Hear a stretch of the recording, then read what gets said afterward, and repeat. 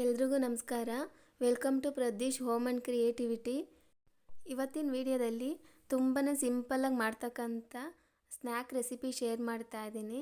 ಇದಂತೂ ಮಕ್ಕಳಿಗೆ ತುಂಬಾ ಇಷ್ಟ ಆಗುತ್ತೆ. ಅಷ್ಟೇ ಸುಲಭವಾಗಿ ಮನೆಯಲ್ಲಿ ನಾವು ಸಹ ಮಾಡಿಕೊಡ್ಬೋದು. ನಿಮಗೂ ವಿಡಿಯೋ ಇಷ್ಟ ಆಗುತ್ತೆ. Home made Kurkure recipe share ಮಾಡ್ತಾ ಇದ್ದೀನಿ. ಹಾಗಿದ್ರೆ ಹೇಗೆ ಮಾಡೋದು ಅಂತ ನೋಡ್ಕೊಂಡು ಬರೋಣ. ಮೊದಲಿಗೆ ನಾನಿಲ್ಲಿ 1 ಕಪ್ನಷ್ಟು ಅಕ್ಕಿ ಹಿಟ್ಟು ತಗೊಂಡಿದ್ದೀನಿ. ಫುಲ್ಲು ನೈಸ್ಗಿರೋ ಥರ ಇದ್ದರೆ ಚೆನ್ನಾಗಿರುತ್ತೆ. ಅದ್ರ ಜೊತೆಗೆ 2 ಸ್ಪೂನ್ ಮೈದಾ, 3 ಸ್ಪೂನ್ ಕಡಲೆ ಹಿಟ್ಟು, 1/4 ಸ್ಪೂನ್ ಅಡಿಗೆ ಸೋಡಾ, ಹಾಗೆ 1/4 ಸ್ಪೂನಷ್ಟು ಉಪ್ಪು ಸಹ ಸೇರಿಸ್ಕೊಂಡಿದ್ದೀನಿ. ಈಗ ಇದನ್ನೆಲ್ಲ ಸ್ಪೂನ್ನಿಂದನೇ ಒಣಗಿರೋ ಪೌಡ್ರನ್ನೇ ಸಹ ಒಂದ್ಸಲ ಚೆನ್ನಾಗಿ ಮಿಕ್ಸ್ ಮಾಡ್ಕೊಳ್ಳೋಣ. ಈ ಥರ ಮಿಕ್ಸ್ ಮಾಡೋದ್ರಿಂದ ಎಲ್ಲ ಪೌಡ್ರೂ ಸಹ ಎಲ್ಲದ್ರ ಜೊತೆ ಚೆನ್ನಾಗಿ ಹೊಂದ್ಕೊಳ್ಳುತ್ತೆ. ನಾವು ನೀರಲ್ಲಿ ಹಾಕಿ ಮಿಕ್ಸ್ ಮಾಡೋವಾಗ ಈಸಿಯಾಗಿ ತಿರುಗಿಸ್ಕೊಳ್ಬೋದು. ಇವಾಗ ನಾನಿಲ್ಲಿ ಒಂದು ಕಡಾಯಿ ಇಟ್ಕೊಂಡು ಅದಕ್ಕೆ ನಾವು ಅಕ್ಕಿ ಹಿಟ್ಟು ತಗೊಂಡಿದ್ನಲ್ಲ ಅದೇ ಕಪ್ನಲ್ಲಿ 2 ಕಪ್ನಷ್ಟು ನೀರು ಸೇರಿಸಿ ಕುದಿಯೋಕ್ಕಿಟ್ಟಿದೆ.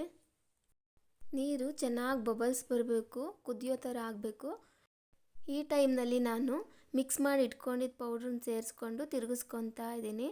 ಒಂದು ಕೈನಲ್ಲಿ ಹಿಟ್ಟು ಹಾಕ್ಕೊಂಡು ಇನ್ನೊಂದು ಕೈನಲ್ಲಿ ಕೋಲು ಅಥವಾ ಲಟ್ಟಣಿಗೆ ಯಾವುದರಿಂದನಾದರೂ ಸರಿ ಚೆನ್ನಾಗಿ ತಿರುಗಿಸ್ಕೊತಾ ಹಿಟ್ಟನ್ನ ಸೇರಿಸ್ಕೊಬೇಕು. ನಾವು ಮುದ್ದೆ ತಿರುಗಿಸೋವಾಗೆಲ್ಲ ಮಿಕ್ಸ್ ಮಾಡ್ಕೊತೀವಲ್ಲ ಅದೇ ಥರ ಇದನ್ನು ಸಹ ಲೋ ಫ್ಲೇಮ್ನಲ್ಲಿ ಇಟ್ಕೊಂಡು ಚೆನ್ನಾಗಿ ಮಿಕ್ಸ್ ಮಾಡ್ಕೊಳ್ಬೇಕಾಗುತ್ತೆ. ನೋಡಿ ಈ ಥರ ಇದೆಲ್ಲ ಚೆನ್ನಾಗಿ ಮಿಕ್ಸ್ ಆದಮೇಲೆ ಒಂದು 5 ಮಿನಿಟ್ಸು ಲೋ ಫ್ಲೇಮ್ನಲ್ಲೇ ಬಿಟ್ಬಿಟ್ಟು ಲಿಡ್ ಕ್ಲೋಸ್ ಮಾಡಬೇಕು. ನಾವು ಸ್ವಲ್ಪ ಮೈದಾ ಹಿಟ್ಟು ಬಳಸಿರೋದ್ರಿಂದ ಅದು ಸ್ವಲ್ಪ ಕಡಿಮೆ ಉರಿನಲ್ಲಿ ಬೆಂದರೆ ಚೆನ್ನಾಗಿರುತ್ತೆ. ಅಂಟೋ ಆ ಥರ ಆಗೋದಿಲ್ಲ. ಟೇಸ್ಟು ಕೂಡ ತುಂಬಾ ಚೆನ್ನಾಗಿರುತ್ತೆ. ಇಲ್ಲಾಂದರೆ ಬಿಸಿ ನೀರು ಸಹ ಹಾಕಿ ಮಿಕ್ಸ್ ಮಾಡಿ ಇಟ್ಕೊಬೋದು. ಇಲ್ಲ ಅಂದರೆ ಈ ಥರ ಉರಿನಲ್ಲಿ ಬೇಯಿಸೋದ್ರಿಂದ ಟೇಸ್ಟು ಚೆನ್ನಾಗಿರುತ್ತೆ. ಇವಾಗ ಇಷ್ಟು ಸಾಕು. ನಾನು ಸ್ಪೂನ್ಗೆ ಅಂಟ್ಕೊಂಡಿದ್ನೆಲ್ಲ ತೆಕ್ಕೊಂಡು ಲಿಡ್ ಕ್ಲೋಸ್ ಮಾಡಿ ಬಿಡ್ತಾ ಇದ್ದೀನಿ. ಒಂದು 5 ಮಿನಿಟ್ಸ್ ಆದಮೇಲೆ ಫ್ಲೇಮ್ನ ಆಫ್ ಮಾಡ್ಕೊಂಡಿದ್ದೆ.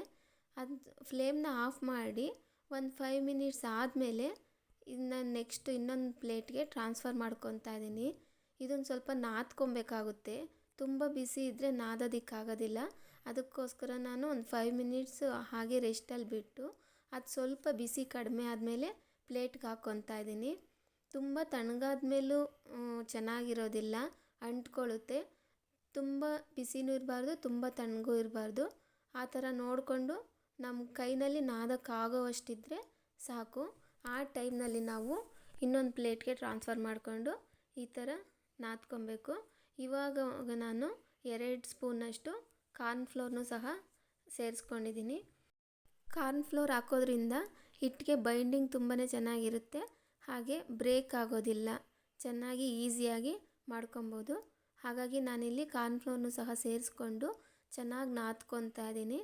ನೋಡಿ ಈ ಥರ ಕೈಗೆ ಅಂಟ್ತಾ ಇದೆ ಅಂದರೆ ಒಂದು ಸ್ವಲ್ಪ ಎಣ್ಣೆ ಹಚ್ಕೊಂಡು, ಪ್ಲೇಟ್ಗೂ ಸಹ ಸ್ವಲ್ಪ ಎಣ್ಣೆ ಹಚ್ಕೊಂಡು ಚಪಾತಿ ಹಿಟ್ಟನ್ನೆಲ್ಲ ನಾದ್ಕೊತೀವಲ್ಲ ಅದೇ ಥರ ನಾನು ನಾದ್ಕೊಂಡು ಈ ಥರ ರೌಂಡ್ ಡಫ್ ಮಾಡಿ ಇಟ್ಕೊಂಡಿದ್ದೀನಿ. ನೋಡಿ ಈ ಥರ ಇಷ್ಟು ಸಾಫ್ಟ್ ಇದ್ದರೆ ಸಾಕು. ತುಂಬ ಸಾಫ್ಟು ಅಥವಾ ತುಂಬ ಗಟ್ಟಿಯಾಗೂ ಇದ್ದರೆ ಚೆನ್ನಾಗಿರೋದಿಲ್ಲ. ಇಷ್ಟಿದ್ರೆ ಸಾಕು. ಇವಾಗ ಇದು ರೆಡಿ ಆಗಿದೆ. ಇದನ್ನು ನಾನು ಚಿಕ್ಕ ಚಿಕ್ಕದಾಗಿ ಉಂಡೆಗಳ ಥರ ಮಾಡಿಕೊಂಡು ಈ ಸೈಜ್ನಲ್ಲಿ ಮಾಡ್ಕೊತಾ ಇದ್ದೀನಿ. ತುಂಬ ದಪ್ಪ ಆದರೆ ಫ್ರೈ ಆಗೋದಿಲ್ಲ ನೀಟಾಗಿ. ಇದೇ ಸೈಜ್ನಲ್ಲಿ ತೊಗೊಂಡ್ರೆ ಕುರ್ಕುರೆ ಬರುತ್ತಲ್ಲ, ಯಾವ ಸೈಜು ಇರುತ್ತಲ್ಲ ಆ ಸೈಜ್ನಲ್ಲಿ ಮಾಡ್ಕೊಬೋದು. ಫಸ್ಟ್ಗೆ ನಾನು ಅಂಗೈನಲ್ಲಿ ಇಟ್ಕೊಂಡು ಅದನ್ನು ರೌಂಡ್ ಬಾಲ್ ಥರ ಮಾಡಿಕೊಂಡು ನೆಕ್ಸ್ಟು ಬೆಳ್ಗಳ ಮೇಲೆ ಇಟ್ಕೊಂಡು ಸ್ವಲ್ಪ ಪ್ರೆಸ್ ಮಾಡಿ ರೋಲ್ ಮಾಡ್ತಾಯಿದ್ದೀನಿ. ಸೇಮ್ ಕುರ್ಕುರೆ ಶೇಪ್ನಲ್ಲೇ ಬರುತ್ತೆ. ನೋಡಿ ಕಾಣ್ತಾ ಇದೆ ಅಲ್ಲ ಎಷ್ಟು ನೀಟಾಗಿ ಬಂದಿದೆ. ಒಂದು ಮಾಡಿಟ್ಟು ಇನ್ನೊಂದು ತೋರಿಸ್ತಾ ಇದ್ದೀನಿ ನೋಡಿ. ಫಸ್ಟು ಅಂಗೈನಲ್ಲಿ ಬಾಲ್ ಥರ ಮಾಡ್ಕೊಂಡ್ಬಿಟ್ಟು ನೆಕ್ಸ್ಟು ಬೇಳ ಮೇಲೆ ಇಟ್ಕೊಂಡು ಸ್ವಲ್ಪ ಪ್ರೆಸ್ ಮಾಡಿ ರೋಲ್ ಮಾಡಿದ್ರೆ ನೋಡಿ ಕಾಣ್ತಾ ಇದೆಯಲ್ಲ, ಸೇಮ್ ಕುರ್ಕುರೆ ಥರನೇ ಬಂದಿದೆ. ನೋಡಿ ಎಷ್ಟು ನೀಟಾಗಿ ಕಾಣ್ತಾ ಇದೆ. ಮಾಡೋದಕ್ಕೂ ಅಷ್ಟೇ ಈಸಿಯಾಗಿ ಮಾಡ್ಕೋಬೋದು, ಏನೂ ಆಗೋದಿಲ್ಲ. ನೋಡಿ ನಾನು ಅದೇ ಥರ 3 ಮಾಡಿ ತೋರಿಸ್ತಾ ಇದ್ದೀನಿ. ಎಲ್ಲನೂ ಸಹ ಅದೇ ಥರ ಬರುತ್ತೆ ನೀಟಾಗಿ. ಇವಾಗ ನಾನು ಕಲಸಿದಷ್ಟು ಹಿಟ್ಟನ್ನು ಎಲ್ಲ ಮಾಡಿ ಇಟ್ಕೊಂಡಿದ್ದೀನಿ ಒಂದು ಸಲ. ಸ್ವಲ್ಪ ಡ್ರೈ ಆಗ್ತಿದೆ ಅಂದರೆ ಒಂದು ಬಟ್ಟೆ ಅಥವಾ ಒಂದು ಪ್ಲೇಟ್ ಮುಚ್ಚಿಟ್ಕೊಳ್ಬೋದು. ಡ್ರೈ ಮಾಡೋದಕ್ಕೆ ಹೋಗಬಾರ್ದು. ಈಗ ನಾನು ಎಲ್ಲನೂ ಮಾಡಿಟ್ಕೊಂಡಿದ್ದೆ. ಎಲ್ಲನೂ ಮಾಡಿಟ್ಕೊಂಡು ಈ ಕಡೆ ಸ್ಟವ್ ಮೇಲೆ ಸಹ ಎಣ್ಣೆ ಬಿಸಿ ಆಗೋದಕ್ಕೆ ಇಟ್ಕೊಂಡು ಅದನ್ನು ಒಂದೊಂದೇ ಹಾಕ್ಕೊತಾ ಇದ್ದೀನಿ. ಒಂದ್ರ ಮೇಲೊಂದು ಹಾಕಿ ಓವರ್ ಲೇಯರ್ ಮಾಡಬಾರ್ದು. ಎಷ್ಟಾಗುತ್ತೋ ಅಷ್ಟು ಒಂದೊಂದನ್ನೇ ಫ್ರೀಯಾಗಿ ಹಾಕ್ಕೊತಾ ಇದ್ದೀನಿ. ಒಂದ್ರ ಮೇಲೊಂದು ಅಂಟ್ಕೊಂಡ್ರೆ ಎಲ್ಲ ಬ್ರೇಕ್ ಆಗಿಬಿಡುತ್ತೆ. ಎಲ್ಲ ಹಾಕಿದ ನಂತರ ಸ್ಲೋ ಆಗಿ ಸೈಡಲ್ಲಿಂದ ಸ್ವಲ್ಪನೇ ತಿರುಗಿಸ್ಕೊತಾ ಬರಬೇಕು. ಒಂದೇ ಸಲ ಪ್ರೆಷರ್ ಹಾಕಿ ತಿರುಗಿಸೋದಕ್ಕೆ ಹೋಗಬಾರ್ದು. ಸೈಡ್ನಲ್ಲೆಲ್ಲ ತಿರುಗಿಸಾದ್ಮೇಲೆ ಅದೇ ಒಂದೊಂದೇ ಫ್ರೀ ಆಗ್ತಾ ಹೋಗುತ್ತೆ. ಫ್ರೈ ಆದಂಗೆ ನೋಡಿ. ಇಲ್ಲಿ ಇವಾಗ ನೊರೆ ಎಲ್ಲ ಕಡಿಮೆ ಆಗಿ ಕಾಣ್ತಾ ಇದೆ ಯಾವ ಥರ ಫ್ರೈ ಆಗಿದೆ ಅಂತ ನೋಡಿ. ಇವಾಗ ಇದು ಫ್ರೈ ಆಗಿದೆ. ಇದು ನಾನು ತೆಕ್ಕೊತಾ ಇದ್ದೀನಿ. ಇಷ್ಟ ಆದರೆ ಸಾಕು. ತುಂಬ ಫ್ರೈ ಮಾಡಿದ್ರೆ ಕಲರು ಚೇಂಜ್ ಆಗಿಬಿಡುತ್ತೆ, ಹಾಗೆ ರೋಸ್ಟ್ ಆಗಿಬಿಡುತ್ತೆ. ತಿನ್ನೋದಕ್ಕೆ ಟೇಸ್ಟ್ ಚೆನ್ನಾಗಿರೋದಿಲ್ಲ.